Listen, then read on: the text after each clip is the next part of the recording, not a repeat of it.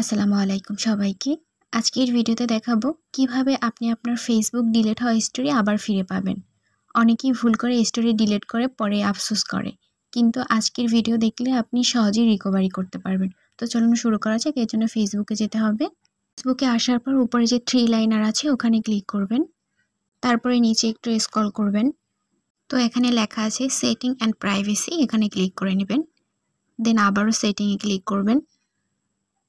তো নিচে একটু স্ক্রল করবেন। তো এখানে একটা অপশন আছে অ্যাক্টিভিটি লক, এখানে ক্লিক করে নেবেন।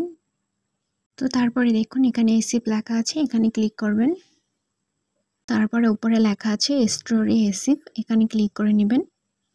তো দেখুন এখানে কিন্তু আমার অনেক স্টোরি শো করছে, অনেক আগের স্টোরি আছে।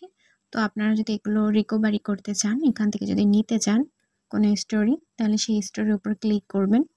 তো এই স্টোরির উপর ক্লিক করে উপরে যে 3 ডট আছে ওখানে ক্লিক করে নেবেন। তো ক্লিক করার পর এখানে লেখা আছে সেভ টু ইউর ফোন। তো তারপর আপনারা সেভ করে নিতে পারবেন। তো আজকের ভিডিওটি এই পর্যন্তই। ভিডিওটি ভালো লাগলে অবশ্যই লাইক, কমেন্ট, শেয়ার এবং সাবস্ক্রাইব করবেন। আল্লাহ হাফেজ।